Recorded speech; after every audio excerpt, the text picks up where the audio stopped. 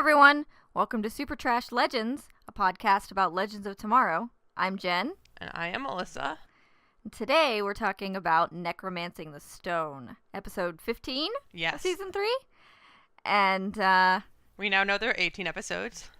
Yeah, I was going to comment on that. We had a lovely Twitter follower who corrected us on all of our thoughts regarding the episodes. I really, really thought that seasons 1 and 2 were shorter. But that's great because I went into this episode thinking that next week was the season finale. And it's not! We still get 3 more episodes, so yay. This is like the second time I've thought that the upcoming episode was the finale.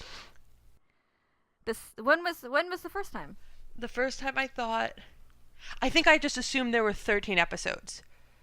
So I don't think I went into it being like, oh, this episode's going to be the last one, but I'm like, oh, next one's 13. So we're probably done. Yeah, and then I'm like, oh, wait, no. I mean, 13 is a pretty common season-long we stole it from episode. British. Yep. Actually, it's usually 10. Netflix stole it. Or 8. I think. Yeah, I think 10 is for a season. It's like 8, 10, or 13. Yeah. Or 12 or 11. Yeah. So anyway, we probably have a lot to talk about with this episode. So right? do we want to start with the things we didn't like? Yeah, go ahead. Start with the things. Do you have any? That doesn't involve something that we did like that we're definitely going to be talking about later. See, but I didn't hate that. So well, I didn't say hate. This isn't things we hated. This things that we didn't like. I'm sorry. We were talking about Supergirl just before recording this podcast, so I'm in a hate mood. Dislike. Okay, I'll start if you want to. Yeah, go ahead. It's not a big thing. Again, I don't think there's anything I really didn't like this episode. I was just disappointed that we got this hype that Jesse Quick was coming back, and that's all we got. Yeah, it was just a cameo by Jesse Quick. It wasn't Jesse Quick is coming to the Wave Rider. Which is what we were told. Yeah. So, but I guess it is what we got. But it really wasn't Jesse Quick. It was just Malice in the form of Sarah in the form of Jesse Quick. But and maybe it's not fair because we heard that once and that was it. And then you and I have been kind of offhand mentioning it every single podcast since then. Like, it's like, oh yeah, 5 episodes, Jesse Quick's coming back, she's coming to the Wave Rider, they're gonna have speedster sex, and so we kind of hyped it up in our minds. And I remember through the first 20 minutes of the episode thinking, are they gonna have Jesse come in and rescue them from the Wave Rider? Are they is Ava in contact with Jesse somehow on Earth 2? Is this like an interdimensional time bureau? I had all these weird theories about how Jesse was gonna come into play and save the Legends on the Wave Rider. But I wonder if... And then it did. It's good. It's weird for me if that's all that they have of Jesse, because here's the thing. While a lot of people that watch the show also watch Flash, there are a good amount of people that don't. So for someone that doesn't, that's a really weird thing to bring up, this random girlfriend. You know what I mean? They did, in the recap, they did show her. So you kind of get the impression, I don't think that you need a whole big thing saying, okay, well, they used to date. And No, I get that. I don't think they needed a whole big thing, but I thought that to bring that character back just for that was weird. I thought it would be better to use his mom, because that would be something it wouldn't make me as upset. Yeah, I think it's the CW. They love to throw in any kind of relationship drama where they can, because I didn't think that I thought that Jesse broke his heart, but I didn't think that she toyed with him. No. And I felt like that interaction between the two of them made it seem like she really, really purposefully broke his heart.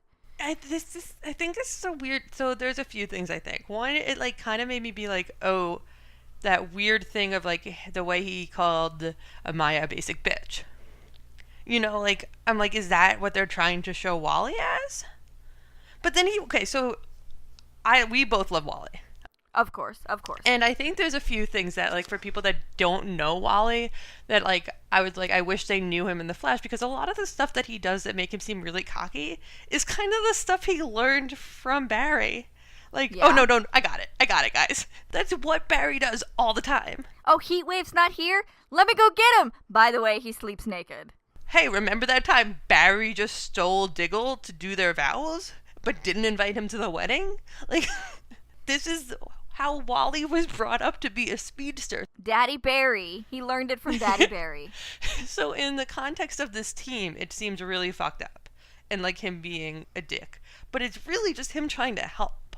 You know, I wonder if also the cockiness isn't because, like, he's kind of like a puppy. Yeah.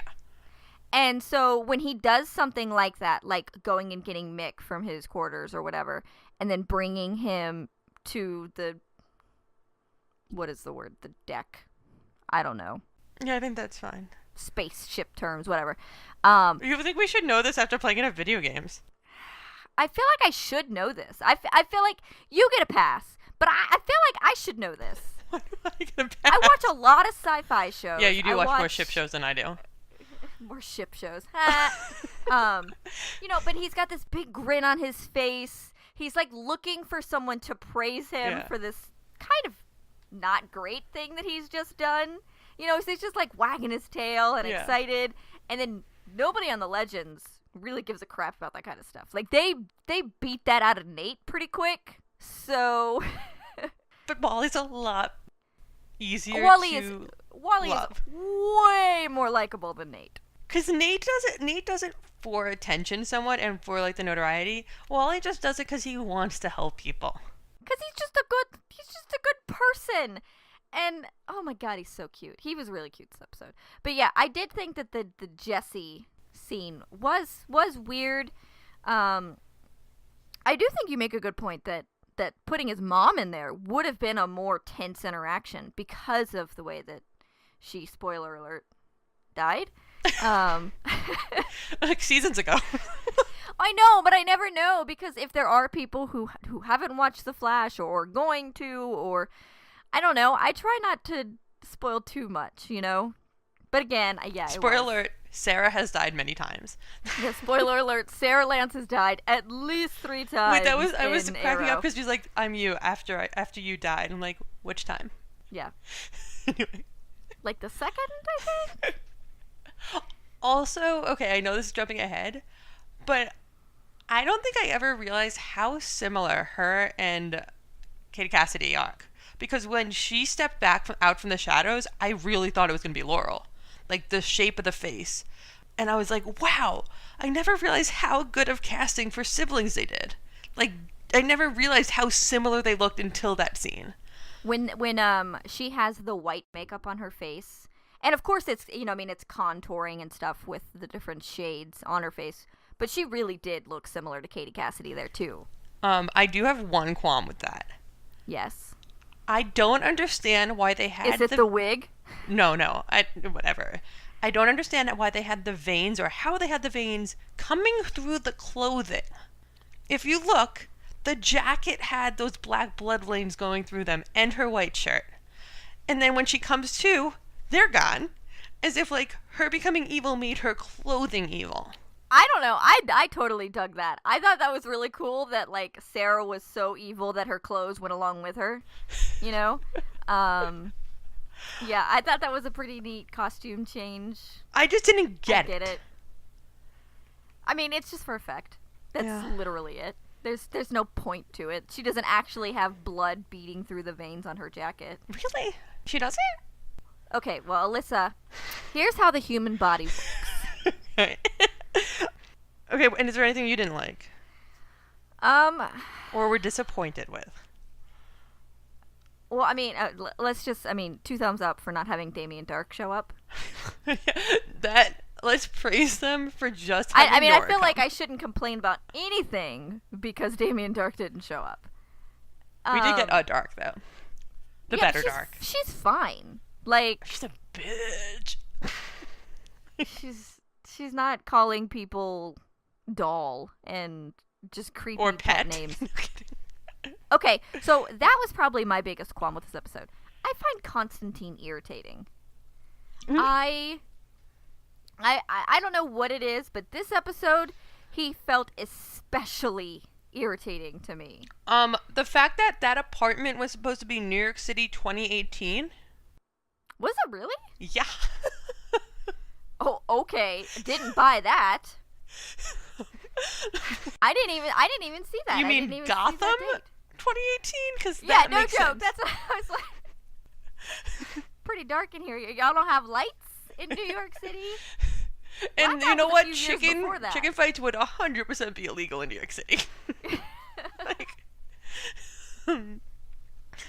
What? You've never been to the seedy loft apartments? seedy, but like I'm gonna not Victorian. But like kind of turn of the century Yeah. New York City? Like a Beauty and the Beast library apartment.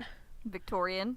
Did I say Victorian before? I always I say think you things like did. that, and I never actually know if I'm using the right time period. Yeah, that's Anyway. Victorian. Like, even pre-war buildings in New York City, not like that. Yeah. Okay. Yeah, I agree. Well, I mean, He that's was... actually, Vancouver, Canada, New York. That's what that is. It's a set. Yeah. That was a What's set. That wasn't an actual apartment. You think that was an actual apartment or a set? No, it's a set. No, it's a set. You don't think they didn't do any, like, on... Okay. No. They have to churn these episodes out so fast. I doubt that they do anything on site. Like, Law and Order does all of their stuff is in actual apartments. Really? Well, not all of it, but a lot of it. Like, especially for anything, like, with a view outside, if they're using an apartment where they have to look at the park or something. Hey, if you guys know anything about the sets and stuff on Legends of Tomorrow or any of the other CW TV shows, hit us up on Twitter. Let us know. The foot. I could have done without that foot. He what was like was- putting it on his face, and I don't know if we've talked about this. I hate feet. I hate feet. Like, I hate feet. I really hate feet. If you guys are unclear, Alyssa strongly dislikes And feet. the bottom of that foot was kind of dirty. It's a foot. Yeah, it's a dead foot. Clean it, or just don't have it. But he clearly needed it for whatever ritual he was doing. Also, like, how is it just not rotting? Like, what was going on? I don't want to know. Let's not talk about this foot anymore. Constantine is just mystical. There's a lot. If you have to start asking questions about what Constantine can and cannot do, you are just going to go down a spiral, a dark, dark spiral that you will never find an end to. There is no rhyme and reason to a lot of his abilities or the things that he does. So where do we want to start? Okay, let's just start. Ray was Let's almost just- non-existent this episode. I did feel a little sad that Ray was non-existent. We can go by legends. We can go by different people's stories. Okay, let's go by Legends. Can we talk about Zari? Yeah, talk about Zari. I Go almost ahead. want to leave it last. And I feel like I might get some hate for this. As much as I was heartbroken and sad about everything that happened with Avalance, I think my heart broke the absolute most when Zari saw her brother. Yeah. Like, and even like after, and then when I watched it again, and I felt the same way during that scene, and then when I watched the end Avalance scene, I'm like, oh no, like this is really sad too. I'm like, I just love Zari so much, and I was like, how dare you hurt Zari like this? Like, I don't care that you're like possessing Sarah. You do not bring Zari's dead brother in front of her. I couldn't. I couldn't. I love her. Yeah, I agree with you. I mean, I think that I don't know. We've already talked about Wally a little bit, but I think that both Zari and Nate had pretty sad interactions. Nate's for me is like we've been there, done that with that. I feel like we've been there with his dad and stuff. Like it was sad, but It hit me in a personal spot. So I thought that Nate's was pretty sad, and just to know him as the kind of happy-go-lucky dude that he is. Mhm. And to see that anytime there's a backstory like that, my heart's going to go out to that character. Like, Mick's backstory gets to me. I was surprised it was the grandfather and not his father, because his grandfather was close. He was close with his grandfather. No, he was only close with his grandfather because his grandfather was Yeah, yeah, he was a but like superhero. they like had an. I thought they had an understanding. Like it was more about like his grandfather was like, I'm sorry for what I did for your father to have him be like this. Yeah. And so like I was surprised that it wasn't his father, but I guess that would be a character we haven't met. Yeah, I think it's important that they have familiar faces. Have we met Zari's brother before? I think we did in her opening episode. Okay. Which is probably why they used Jessie and not Wally's mom. But we've seen Wally's mom. Right, but if I showed you 3 women who kind of look like her, would you be able to pick her out? No. No. Also, most of the times I remember her, she's in a hospital bed, so. Yeah. I mean, Jessie is a main character. And Nate's grandfather was a character with the Justice League of America. Is that the same as Justice League? No. Well, it predates Justice League. So is Justice League of the World? We're not getting into this conversation, are we? Yeah, this is a long conversation here. Because it's not of the world. You think Justice League has, like, Martian Manhunter in it. This is like the whole conversation we had about the DEO. Yeah. What is their jurisdiction? I mean, Legends has no jurisdiction. So they can go where the fuck they want. Yeah. So Zari. Okay, so... Oh my god, my heart broke. There was also so many bone breaks this episode. Amaya's knee was horrible. Mm-hmm. Okay, but we'll get to that. The episode started with 2 of our favorite ships joining together. Amaya and Zari went off on a mission. Mick and Ray went off to do sciencey stuff. I know. And Amaya and Zari have a special handshake, guys. Mm-hmm. I'm telling you, it's gonna happen. In my dreams, it's gonna happen.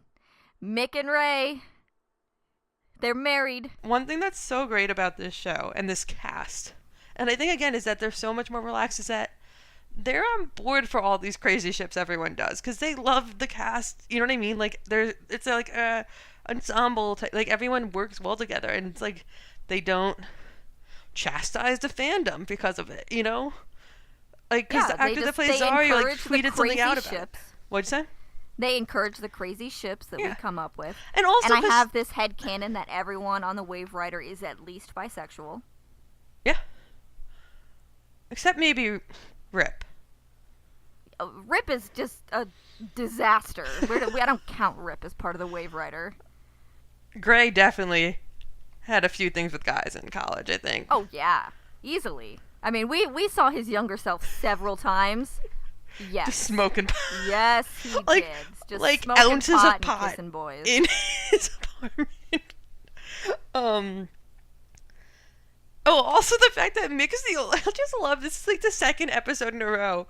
Well, not in a row. Second episode in like 3 episodes where Mick, like Sarah's like, Mick, do something, and Mick's like, nope. She's like, no, fine, do whatever you want. Because he's like, because go. he's a toddler. Arguing with him is pointless. Like, what's gonna happen? She sends him off world to, I don't even remember what the mission was that she was gonna send him on. With Wally. Maybe that's why he said no, but he would have said no anyway because he just started drinking. He would have said no because he knew he could say no. Mm-hmm. He knew that was it, and I think that's important to note about Mick is that he knows when he can say no. Mm-hmm. When everyone was in danger, he knew that he couldn't say no. He probably wanted to. I mean, he did. He's like, let's kill Sarah. I don't think that if push came to shove, he could kill Sarah. This is also one of my favorite lines when Nate's like, how could you say that? By moving my lips. Oh, he's so good. And then there was even more Amaya and Zari touching when they came back. They had their arms around each other. It's gonna happen. I mean, it's not, but something's gonna happen, and Nate's gonna leave the Wave Rider. I hope. And all our dreams are gonna come true. I don't not like Nate. I just don't care about him. Like, I have no investment in his character anymore. I think it's just because his character is stagnated. Yeah. Like, what is his character's motivation for anything right now? Staying in a relationship with Maya. Yeah, he's a one note something, a one trick pony. He's a one note pony. Cliche. One note box. One banana bunch. he has no drive. There's nothing pushing his character toward anything. Amaya. And it's kind of what ruined Barry in season 3 of The Flash, because his sole reason for being that entire season was protecting Iris. Yeah. And I was upset we didn't get to see Amaya see anyone. Yeah, but I feel like we've seen a lot of Amaya's past this season, or future, rather. And I guess that's also why we didn't see Mick, because it would have been Snart. It would have been Snart or his dad. His sister. Yeah. So, I like what they did. I think it streamlined it there. It wasn't too, over the top with trying to make you upset and cry. It's still, I mean, Zari was pretty sad. I will give you that. But, and it was probably one of the more somber Legends of Tomorrow episodes. And also, emotional, but plot-driven. Mm-hmm. It was plot-driven, and also none of the emotional stuff felt, manipulative? Yeah. I mean, I was still angry. but mostly about Zari. In keeping with the story that they were telling. It didn't feel like they were pulling it out of thin air just to make you upset. Which a lot of the shows do. Especially on the CW, yeah. Drama comes out of thin air. And relationships. And relationships. Breakups. And platonic friendships. It's fine, guys. It's definitely fine. So I think that's the whole group. I think it's... Yeah, it's well, time. so, I mean, we could talk a little bit about Mick getting the fire totem. So what did you think about that? I loved it. Yeah. Do you think this is going to be a permanent thing? So, I think it go two ways. One, I think that he loved it so much and he could be super into it and then realize the responsibilities and say no. Mm-hmm. Or he's going to do that once and be like, I don't want the responsibilities, say no, and then slowly they're going to convince him to do it. See, I don't know. I think Mick loves fire so much that he's just going to be making fireballs in his room. You could do that anyway. The Wave Rider down. Yeah, but I think it's different being able to make it in your own hands as opposed to having to use a gun. Can we also talk about the fact that Constantine's face would have burnt off lighting that cigarette? Yeah. It really frustrated me. I mean, that was kind of a questionable CGI moment anyway. But I appreciate that it's in keeping with both of their characters. Yeah. Except you hate Constantine's character. I don't hate him. I mean, I think that he's interesting. Just for whatever reason, he was irritating the crap out of me. Maybe it's just because he was intentionally irritating Ava. I don't know. But Constantine is always just a little too far over the top for me. Yeah. And most of the time I can stomach it, but he was just in so much of the episode that it was like, all right, enough is enough. How do you feel about him being a regular next season? I'm a little afraid of it. I'm going to be honest. So I just want to say this. I think that maybe one of the reasons they might not be announcing Ava being a full regular next season is I understand them not wanting to give some of the stuff out for drama reasons of it ruining this season. That makes sense to me. So I'm hoping that maybe is why it hasn't been announced. Like maybe especially after the whole Maggie shit last year. They're going to let the story play out before they announce it at the end of the season. Yeah. I mean, and I think, Nick said it the last time when she was on the podcast, that... It just seems like she's a regular. Yeah, she'll be back, we hope. So far, we trust the writers for this show. They have shown us that they take a lot of fan base criticism and approval into account. And so, because Ava is so popular, because the Avalance ship is so important, I don't think that they would just get rid of Ava. I don't think that the thing between Sarah and Ava is going to come crashing down and then, I think that there's a pretty good chance that Jess McCallum will be back next year. Yeah. So, all right. What do we want to talk about now? What'd you have for dinner? Or, I made a Trader Joe's pizza. yum. The barbecue chicken one. So there's nothing left for us to talk about this podcast. Okay, bye, we'll guys. Talk to you guys later. Bye. Okay. I hate episodes that start off with creepy dream sequences. I get it, but especially when that creepy dream sequence starts with a kid. Hate it.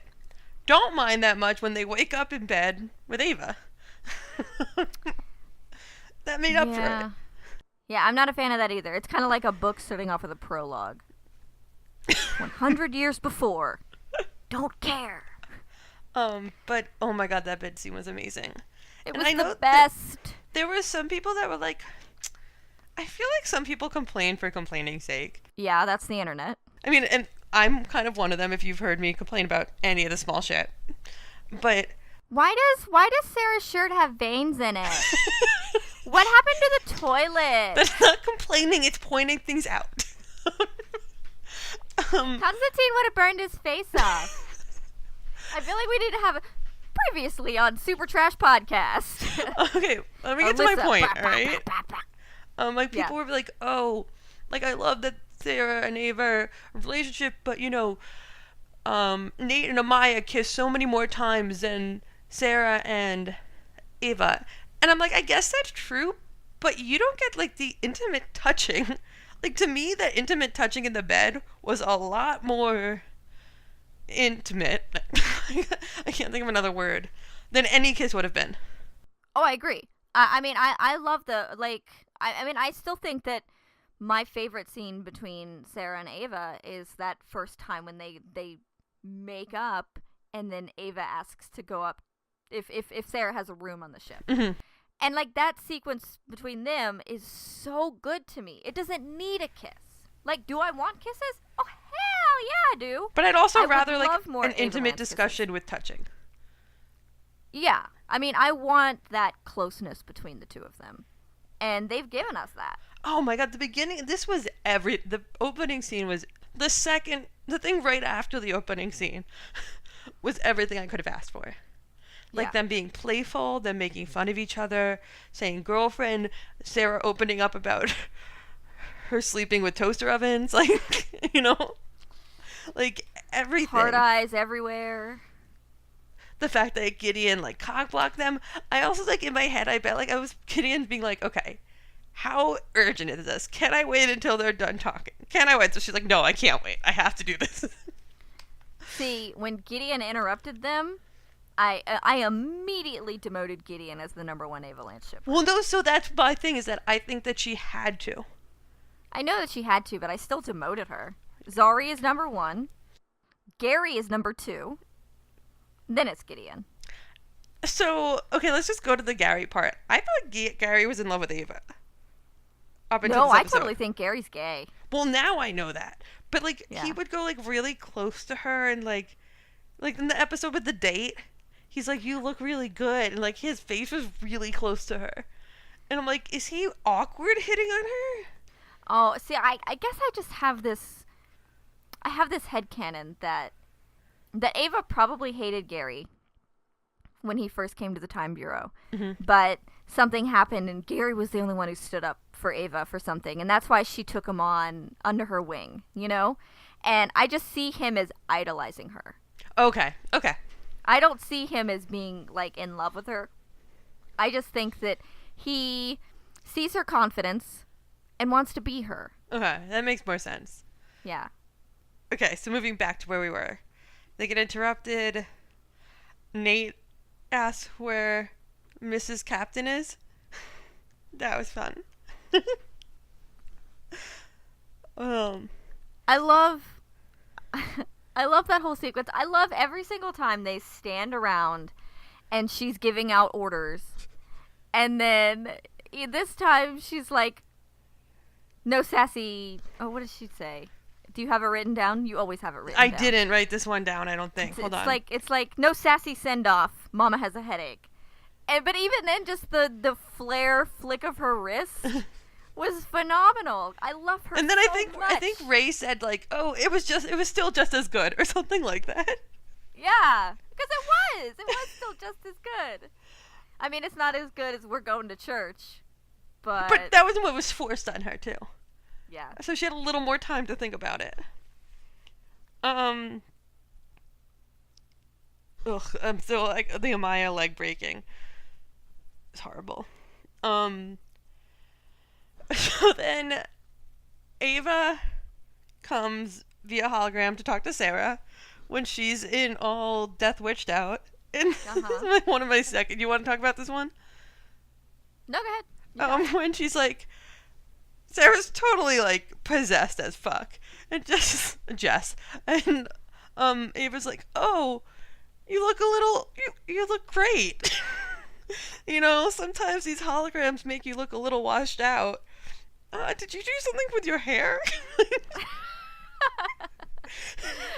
So that's funny because what was it, like 5 episodes ago or something? Ava was like, wow, you look really tired.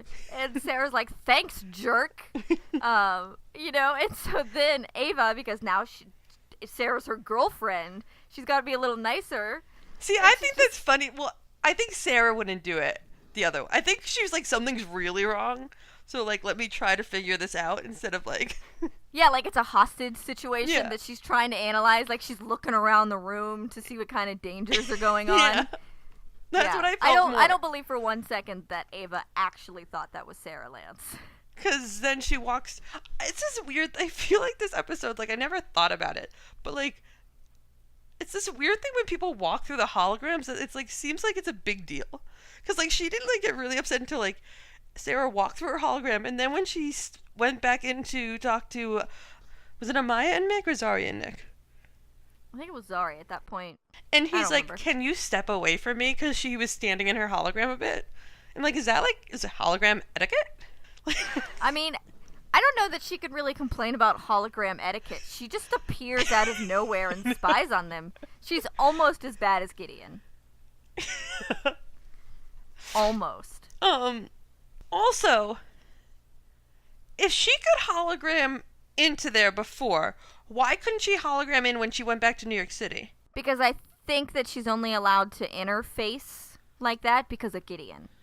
Oh, I see. And Gideon wasn't broken at that point. Okay, I see. Because wasn't that like pre... The 3-second shutdown? countdown? Yeah. Also, I'm surprised that Gideon would take orders from a possessed Sarah. I feel like Gideon's usually better than that.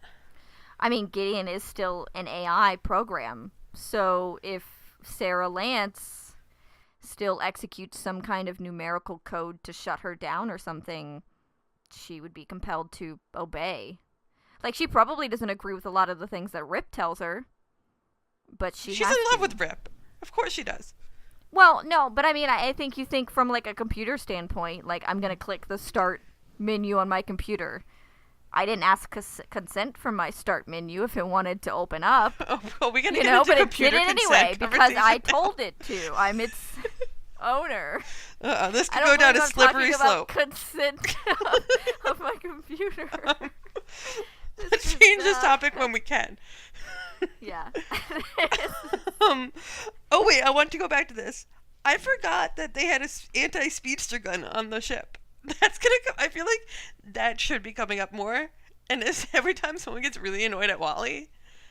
Oh my god, I want Zari to get a hold of the anti-speedster gun. I know. That is who's going to get it. Because Mick has had an opportunity to do it. She should have like booby trap Zari, it with her video games. Oh, I want that scene so bad. And if they're not going to give that scene, fanfic writers, if you're listening to this, that is something I want to read. We have like 500 things that we've requested. And guess what, guys? You've done none of them. Exactly. You guys are really slacking here. Alyssa works really hard every single week to put together this podcast. I spent all day knitting a Bebo. She really did. She really, really did. I'll post a picture of it when I do my next one. Anyway, I want that romance novel. You're gonna have to write it yourself, Alyssa. I can't even write my own fanfic. Do you think I could get into Mick's head to write that? Just practice.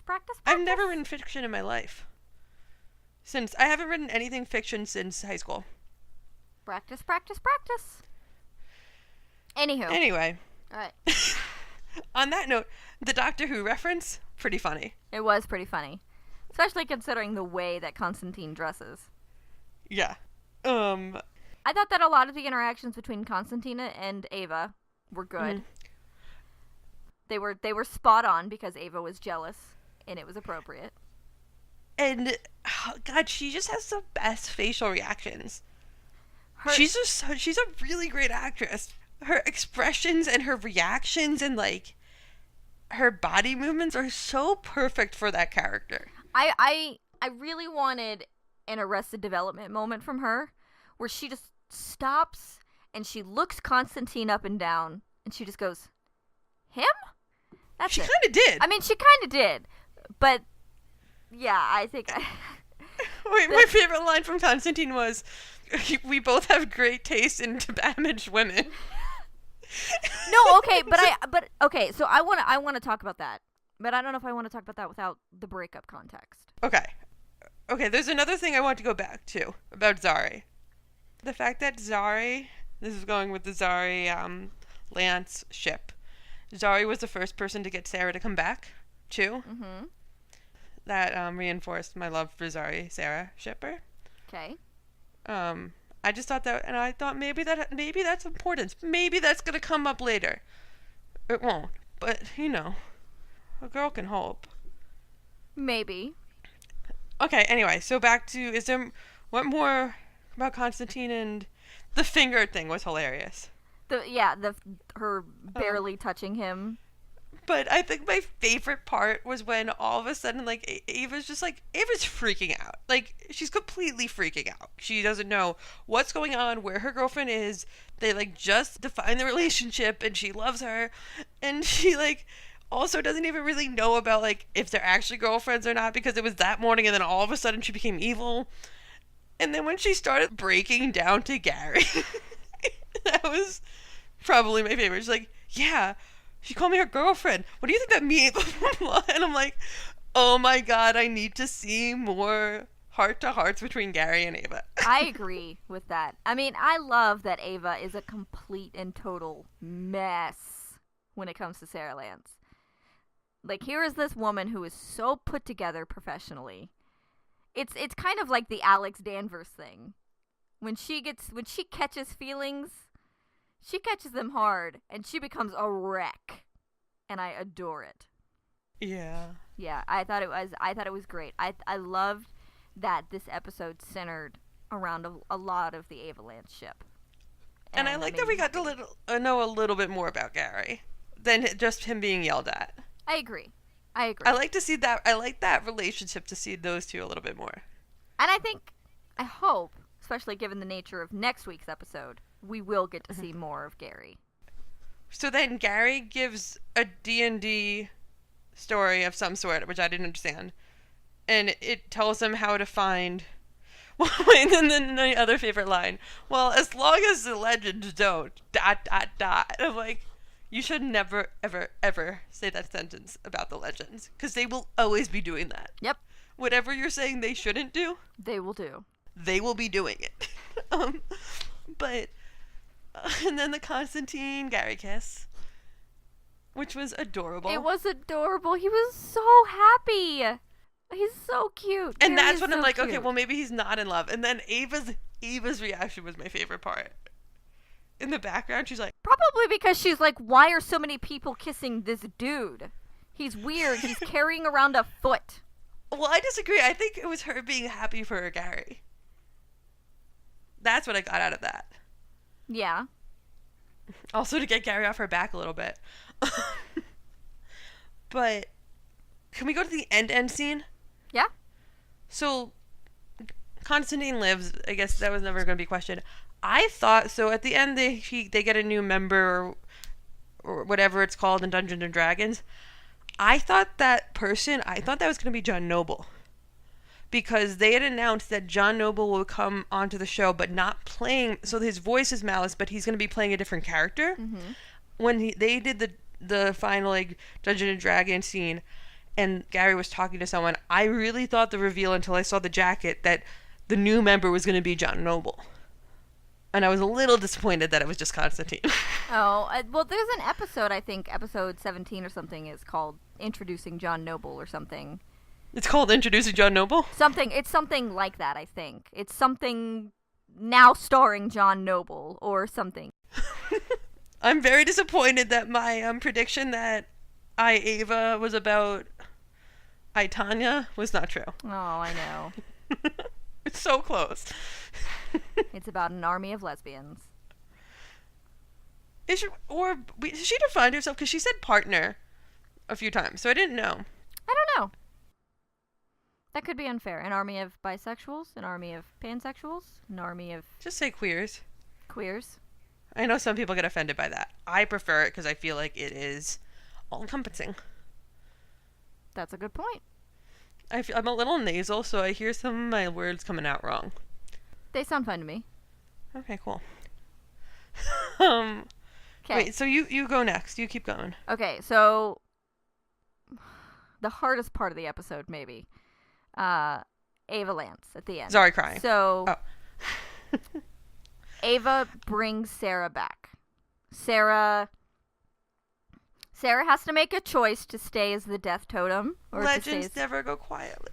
I know. I thought that was awesome. They're so ambitious but rubbish. Yeah, so, oh my gosh. Why am I drawing a blank on baby? Nora, thank you. You knew what I was going to say. You knew it! Every time I know a name when you don't, it's like, because I never know people's names. I know. Ever. I'm shocked too. Like, sometimes when I'm saying Ray, I have to think about it. I'm like, it's Ray. Yeah, it's Ray. So Nora's, being the little devil on Sarah's shoulder, trying to get her to choose to stay as the death totem bearer, and offering her all of these things to keep her from pain and anguish and regret and all of this. And Sarah's like, no, I don't want that life. I want all of those really bad things because then I also get all the really good things. And then she hears Ava, and Ava is over top of her crying and kissing her hand and begging her to come back. And then with the snap of a finger, Sarah's back and all of her clothes are deveined. And her hair is magically back to normal, thank goodness. And then they embrace. To Wally's disappointment. Yeah, he loved the silver hair. And then they have that conversation that we all knew was coming. And Sarah breaks up with Ava. It was almost one of the things, like, take away the Ava relationship here. What happened in this episode was Sarah's deepest, darkest fear coming to life. That she would be brought against her will to be a killer again. And that she would have no control, and that she is indeed death. That's what her fear has been since day one on this show. And it came into a reality. I think that it was like...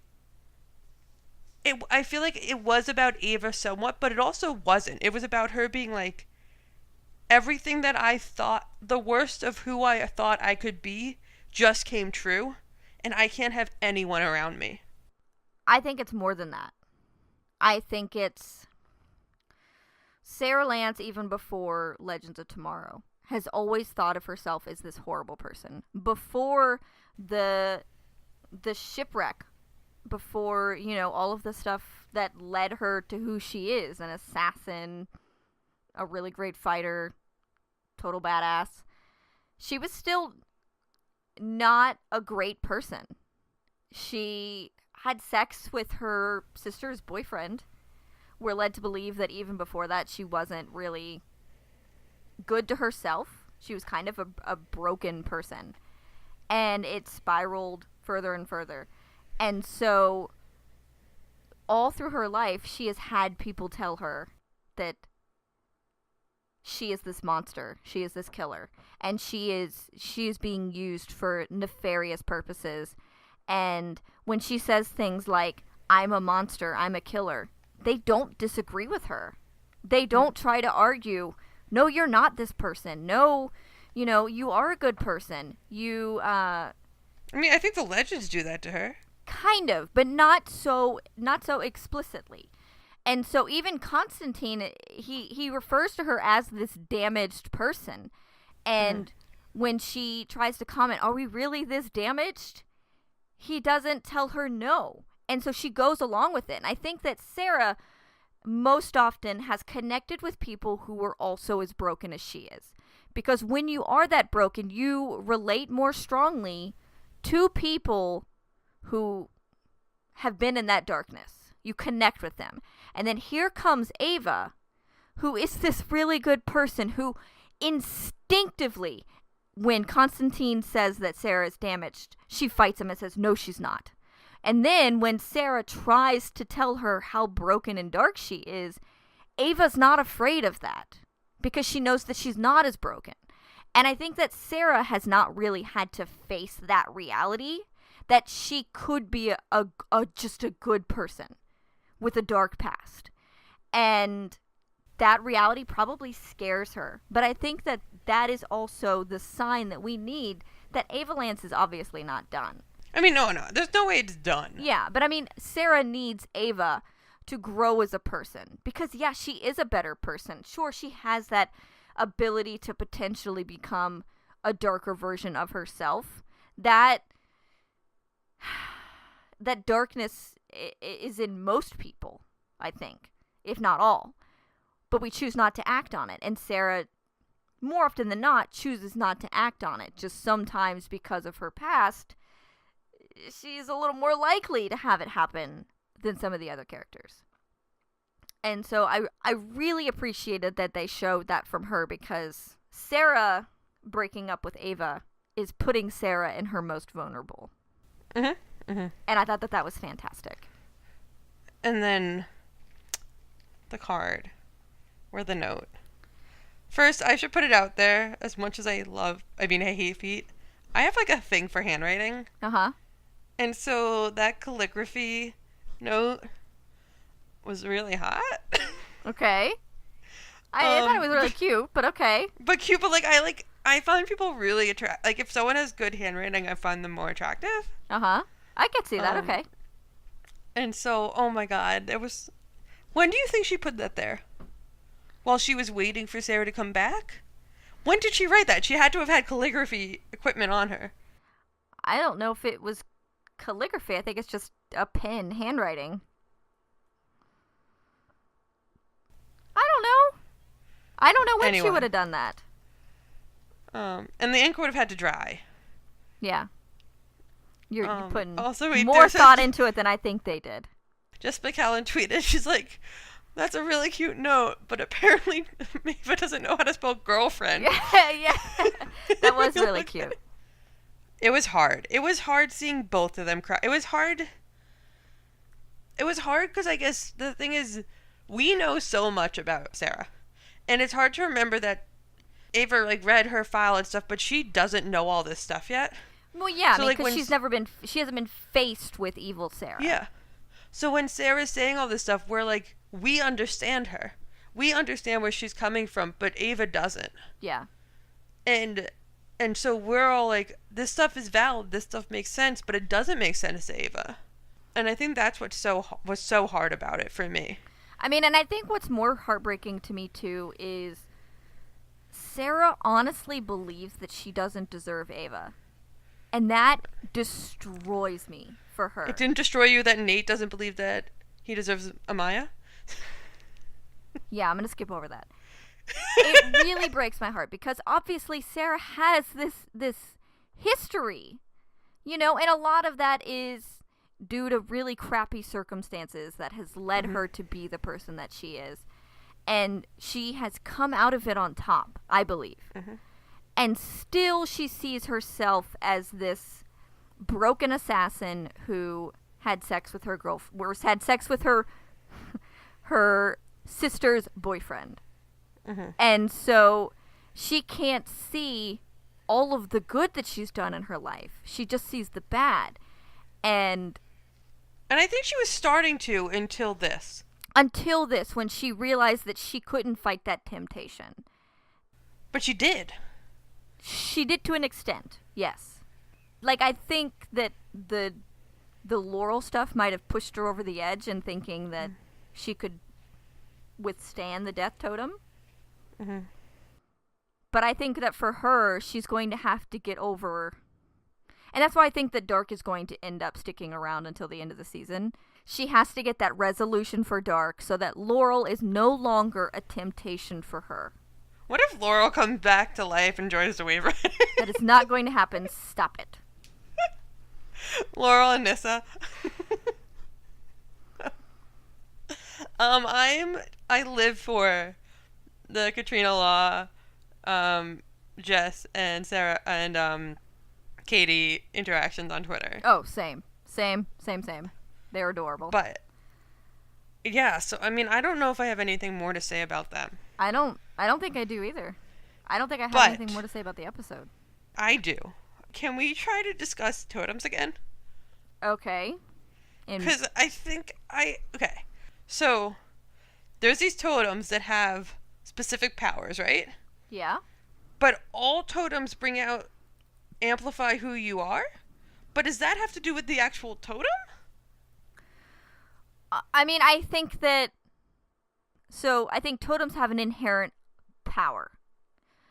That you can only withstand based on your own morality or something, one way or another. If you're confident in who you are as a person, mm-hmm.